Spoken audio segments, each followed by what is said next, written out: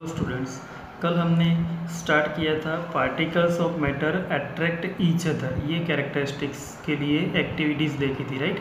कि particles of matter एक दूसरे को अट्रैक्ट करते हैं, उसकी एक्टिविटी हमने देखी थी 3 अलग अलग ग्रुप बना के, राइट। अब उसमें दूसरी एक्टिविटी 1.7 वो एक्टिविटी दी है, take an iron nail, a piece of chalk and rubber band. ये 3 थिंग्स लेनी है, iron nail, piece of chalk and rubber band. Try breaking them by hammering, cutting and stretching.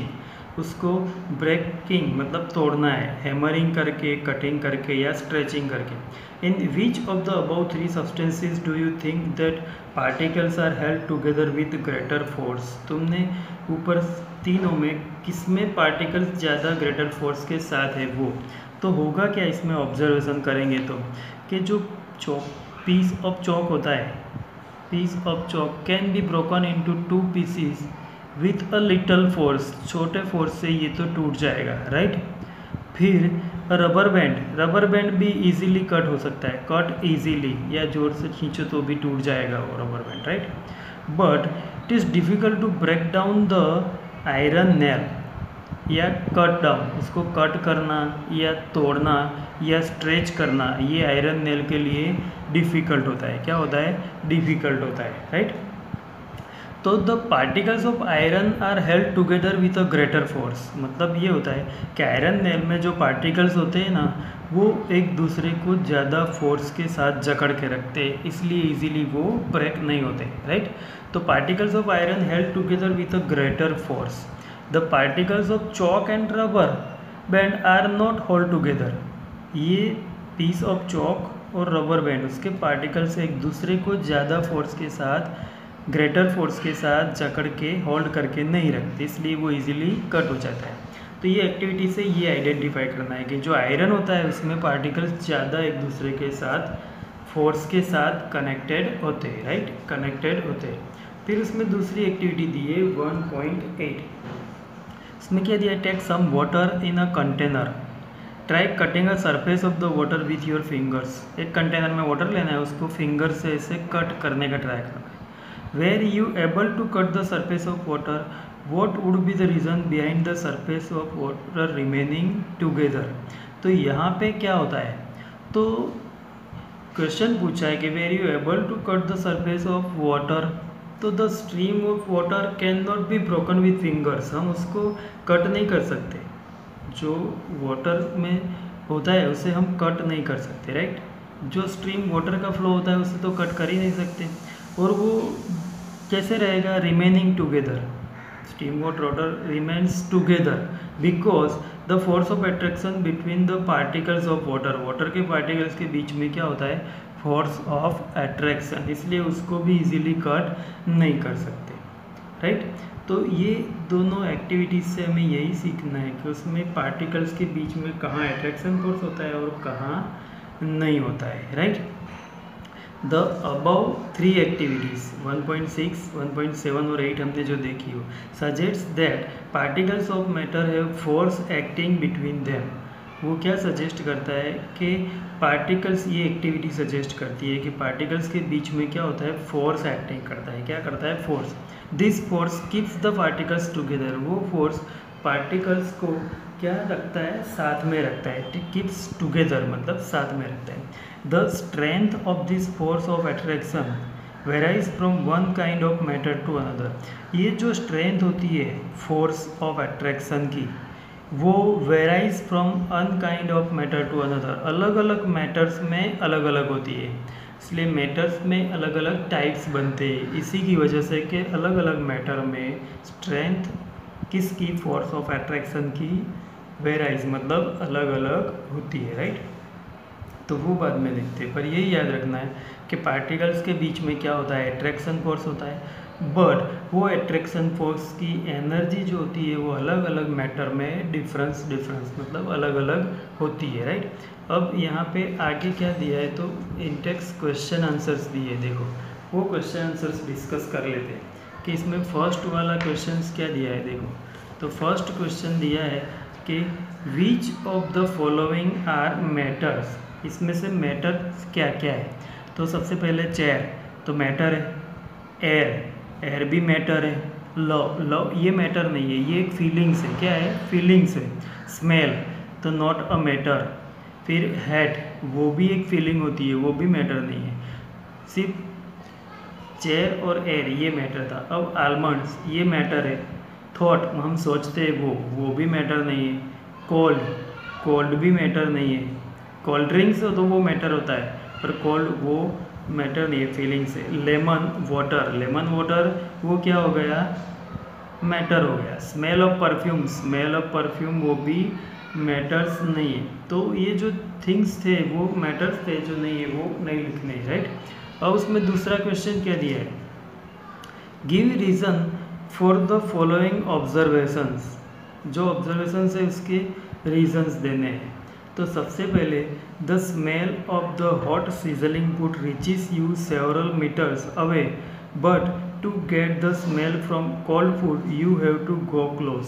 मतलब जब फूड खाना ready होता है तो जब वो गर्म होता है तो दूर तक उसकी स्मेल जाती है, बट अगर खाना ठंडा हो, कोल्ड हो, तो हमें उसके पास उसकी स्मेल लेने जाना पड़ता है। तो ये क्यों होता है? तो उसका रीज़न हमें पता है कि पार्टिकल्स मूवमेंट करते हैं, पता है ना, पार्टिकल्स मूवमेंट करते हैं। और गर्म फूड होता है उसमें पार्टिकल्स की काइनेटिक एनर्जी, टेम्परेचर इंक्रीज होता है तो इंक्रीज होती है और वो फास्ट मूवमेंट करते हैं, इसलिए वो दूर तक जाती है। तो उसमें यही लिखना है कि the smell of hot sizzling food reaches us several metres away because the particles of hot food have more kinetic energy. Particles of hot food have more kinetic energy due to high temperature and they diffuse faster in air, और वो air में fast diffusion करते हैं। तो the particles of cold food diffuse very slowly, और ठंडा food जो होता है उसके पार्टिकल्स धीरे धीरे स्लोली डिफ्यूज़ होते हैं। तो therefore we have to go close to the cold food to get the smell. तो कोल्ड फूड की स्मेल लेने के लिए हमें उसके क्लोज जाना पड़ता है। और गर्म जो फूड होता है, हॉट फूड, उसके particles due to more kinetic energy क्या करते हैं? मूवमेंट करते हैं और डिफ्यूज़न उसका फास्ट होता है, इसलिए वो हम जाएं वहाँ पर उसकी स्मेल आ सकती है। तो ये सेकंड इसका था, राइट। थर्ड क्वेश्चन देखो, थर्ड क्वेश्चन दिया है a diver is able to cut through water in a swimming pool, which property of matter does this observation show. Diver जो होता है मतलब पानी में तैरने वाला, वो क्या कर सकता है? कट थ्रू वाटर, वाटर को कट करके आगे जाता है, स्विमिंग करता है, राइट। तो विच property of does this observation show, तो इसमें कौन सी प्रॉपर्टी होती है? तो this observation shows that the particles of water have very less force of attraction. Water के पार्टिकल्स में फोर्स ऑफ अट्रैक्शन तो होता है, पर कैसा होता है? वेरी लेस, इसलिए उसको पानी को हाथ से कटिंग करके वो आगे स्विमिंग कर सकता है, क्योंकि अट्रैक्शन फोर्स वाटर के पार्टिकल्स में कैसा होता है? Very less. कैसा होता है? Very less. और ऑलरेडी तुम्हें ये याद रखना है कि फोर्स ऑफ अट्रैक्शन जो सॉलिड सब्सटेंस होते हैं उसमें सबसे ज़्यादा होता है। Maximum force of attraction particles के बीच में किस में होता है? सॉलिड में। सॉलिड में क्या होता है? मैक्सिमम। सॉलिड में मैक्सिमम होता है। क्या होता है? Maximum force of attraction. और लिक्विड में उससे कम होता है, और गैसियस में उससे कम होता है force of attraction between particles, right. ये याद रखना। फिर फोर्थ क्वेश्चन दिया है what are the characteristics of particles of matter. तो पार्टिकल्स ऑफ मैटर के कैरेक्टरिस्टिक्स क्या है? तो हमने अलग अलग एक्टिविटीज से उसके 3 कैरेक्टरिस्टिक्स सीखे, वो 3 कैरेक्टरिस्टिक्स हमें लिखने हैं। तो सबसे पहला फर्स्ट कैरेक्टरिस्टिक्स क्या था? तो the particles of matter have a space between them. तो फर्स्ट शॉर्ट में मैं लिखता हूँ space between them, space between them. तो द पार्टिकल्स, इसको पूरा ऐसे ही लिखना है कि the particles of matter have space between them. दूसरा इसका कैरेक्टरिस्टिक्स क्या था? तो particles of matter are moving continuously. क्या करते हैं वो? Moving continuously, moving continuously. तो एक तो स्पेस बिटवीन देम, पार्टिकल्स के बीच में स्पेस होता है, पार्टिकल्स कंटिन्यूअसली क्या करते हैं? मूविंग करते हैं। एंड उसका थर्ड कैरेक्टरिस्टिक्स जो लास्ट में हमने देखा वो क्या था? कि particles of matter attract each other, attract each other, particles of matter attracts each other। तो ये मोस्ट इंपॉर्टेंट क्वेश्चन है, what are the characteristics of particles of matter. तो particles of matter have a space between them, particles of matter moving continuously, and particles of matter attract each other. वो तीनों एक दूसरे को क्या करते हैं, अट्रैक्ट करते हैं। तो ये 4 क्वेश्चन आंसर तुम्हें लिखने हैं कंपलसरी, और इम्पोर्टेंट क्वेश्चन आंसर दिए। ओके, अब नेक्स्ट टॉपिक पे जाते हैं। अब नेक्स्ट टॉपिक है हमारा states of matter. States of matter क्या होता है, मतलब मैटर कितने स्टेट्स में होता है, मैटर का स्टेट्स क्या क्या होता है, वो कैसा होता है। तो एक्चुअली देखने जाओ तो matter exist 3 different states. Matter के 3 स्टेट्स होते हैं, एक solid, liquid and gas. Solid, liquid and gas, ये तुम्हें याद रखना है कि मैटर के कितने स्टेट्स होते हैं, solid, liquid and gas, 3 states होते हैं। और उसमें सॉलिड, लिक्विड एंड गैस में सॉलिड को डेफिनेट शेप होता है, डेफिनेट बाउंड्री होती है, और रिजिडिटी मतलब वो स्ट्रॉन्ग होता है, एंड फिक्स वॉल्यूम भी होता है। इतना याद रखना है, वो आगे देखेंगे हम, अभी मैं तुम्हें शॉर्ट में बताता हूँ। और लिक्विड जो होता है, लिक्विड क्या होता है, फ्लूइडिटी मतलब वो फ्लो करता है, और उसको डेफिनेट शेप नहीं होता है, पर वॉल्यूम फिक्स होता है। क्या होता है, वॉल्यूम फिक्स होता है। और थर्ड जो होता है गैसियस, तो गैसेस क्या करते हैं, गैसेस भी फ्लूइडिटी मतलब फ्लो करते हैं, और हाई कंप्रेसिबिलिटी मतलब उसको बहुत ज़्यादा कंप्रेस कर सकते हैं। दे ऑक्यूपाई ऑल अवेलेबल स्पेस, उसको जितना स्पेस मिले वो ऑक्यूपाई करता है, राइट। तो देखते हैं यहाँ पे, देखो कि observe different types of matter around you, what are its different states. We can see that matter around us exist in 3 different states, solid, liquid and gas. 3 different states होते हैं। This state of the matter arise due to a variation in the characteristics of the particles of matter। ये 3 state matter के अलग अलग क्यों बनते हैं, due to variation in the characteristics of particles of matter. Particles का जो characteristics है उसमें वेरिएशन होता है, इसलिए। Now let us study about the properties of this 3 states of matter in detail. तो ये 3 स्टेट्स ऑफ मैटर है, उसको डिटेल में स्टडी करते हैं। तो उसमें सबसे पहले हम देखेंगे सॉलिड स्टेट। तो देखो सॉलिड स्टेट, इसमें सबसे पहले एक्टिविटी दी है, collect the following articles, a pen, book, needle, piece of wooden stick, ये सारे सॉलिड सब्सटेंस है, right. Sketch the shape of the above articles in your notebook moving in the pencil around them. उसको कहीं पे भी रखो notebook पे, और उसके बॉर्डर पे पेंसिल से शेप बना लो। Do all this have a definite shape, distinct boundaries and fix volume. तो यस, इनका सबका डेफिनेट शेप होता है, डिस्टिंक्ट बाउंड्रीज होती है, एंड फिक्स वॉल्यूम भी होता है, वो कभी चेंज नहीं होता है। तो what happen if they are hammered, pulled और ड्रॉप्ड। उसको जब हैमर्ड करो, पुल्ड करो और ड्रॉप करो तो क्या होता है, तो वो क्या हो जाएगा कि टूट सकता है। क्या होता है, ब्रेक डाउन होता है। क्या होता है, ब्रेक डाउन होता है। तो the given articles will break if hammered and external force. उसको ज़्यादा एक्सटर्नल फोर्स से हैमर्ड करेंगे तो वो ब्रेक डाउन हो जाएगा। क्या हो जाएगा, ब्रेक डाउन हो जाएगा, टूट जाएगा। Are this capable diffusing into each other. ये डिफ्यूजिंग करते एक दूसरे के अंदर, तो नो, सॉलिड कभी एक दूसरे के साथ मिक्स नहीं होते हैं। तो the given articles can not diffuse into each other, वो एक दूसरे के साथ डिफ्यूज नहीं होते हैं। फिर try compressing them by applying force. उसको फोर्स करके कंप्रेस करो तो वो कंप्रेस होता है। Are you able to compress them, तो the articles can not be compressed, मतलब इसको कंप्रेस्ड नहीं कर सकते। क्या नहीं कर सकते, कंप्रेस्ड नहीं कर सकते। तो इसके ऊपर से सॉलिड स्टेट्स की प्रॉपर्टी क्या मिलेगी, देखो, all the above are examples of solids. ऊपर जितने भी देखो क्या थे, सॉलिड्स थे। We can observe that all this have the definite shape, distinct boundaries and fix volume, that is have negligible compressibility. उसमें कंप्रेसिबिलिटी बहुत कम होती है, मतलब पता ही नहीं चलता है कि हम उसको प्रेस कर सकते हैं, दबा सकते हैं, ऐसा।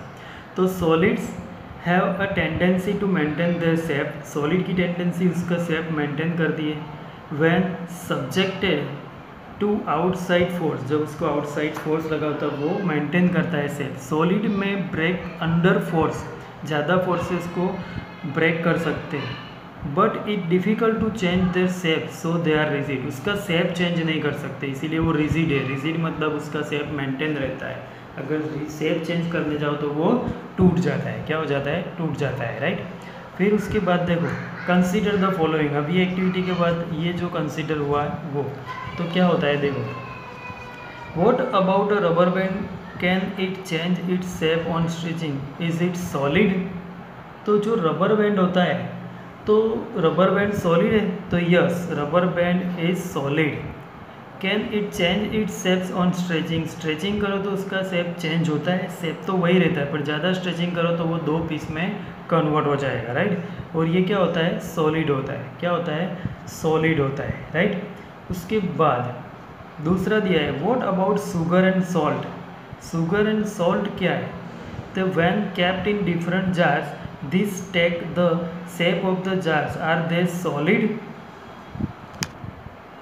यस, तो ये भी क्या होता है देखो, ये भी सॉलिड होता है। ये सॉल्ट एंड शुगर डिज़ोल्व होने के बाद उसमें मिक्स हो जाते हैं पर वो होते क्या है? सॉलिड, मतलब वो डिज़ोल्व होते हैं, लिक्विड में डिफ्यूजन होता है उनका, राइट।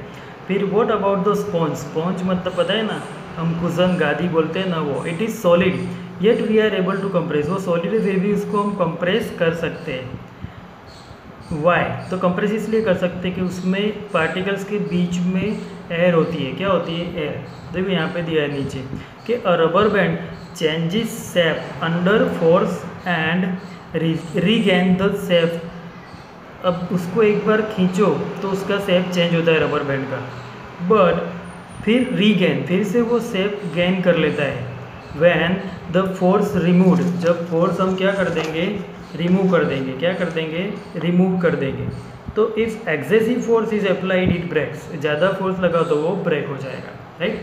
फिर the shape of each individual sugar और सॉल्ट क्रिस्टल्स। शुगर और सॉल्ट जो है उसके अलग अलग क्रिस्टल्स इंडिविजुअल देखो तो उनका शेप रिमेन फिक्स्ड, वो फिक्स्ड रहता है। Whether we take it in our hand, जब उसको हाथ में ले, put it in a plate, plate में रखो तब भी, और इन जार, और जार में रखो तब भी उसका कोई शेप चेंज नहीं होता है। इंडिविजुअल जो पार्टिकल्स होते हैं उनका शेप फिक्स रहता है, इसीलिए वो भी क्या है? सॉलिड है। क्या है? सॉलिड। और sponge has minor holes. Sponge में छोटे छोटे होल होते हैं। In which air is trapped, उसमें क्या होती है? एयर। तो when we press it the air is expelled. जब उसको प्रेस करते हैं तो वो जो एयर होती है माइनर होल्स में वो बाहर निकलती है, expelled out, and we are able to compress it. इसीलिए हम उसको कंप्रेस कर सकते हैं, पर वो भी है क्या? Solid substance. क्या है? Solid substance. तो आज हमने सॉलिड सब्सटेंस के कैरेक्टरिस्टिक्स देखे। तो ये याद रखने सॉलिड सब्सटेंस के कैरेक्टरिस्टिक्स जो अभी हमने देखे हो कि वो डेफिनेट शेप होता है, डिस्टिंक्ट बाउंड्रीज होती है, उसमें रिजिडिटी होती है और उसका वॉल्यूम फिक्स होता है। क्या होता है? वॉल्यूम फिक्स होता है। और उसके पार्टिकल्स के बीच में अट्रैक्शन फोर्स मैक्सिमम होता है, बहुत ज़्यादा होता है। पार्टिकल्स के बीच में स्पेस बहुत कम होती नहीं है, राइट। तो ये सॉलिड स्टेट्स हमने देखा। अब लिक्विड और गैसियस नेक्स्ट वीडियो में देखें।